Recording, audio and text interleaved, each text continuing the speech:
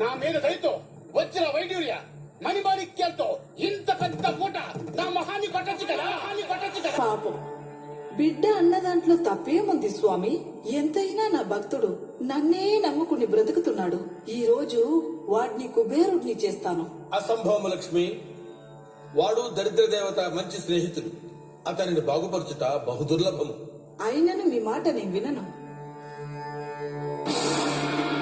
నా పుత్రుని ముందు ఈ మూట జారి విడిచెదను. ఆ చోద్యము చూచెదను. జై జై లక్ష్మి జై ప్రసిద్ధించు గమ గమ జై వరలక్ష్మి జై కరలక్ష్మి జై మహాలక్ష్మి.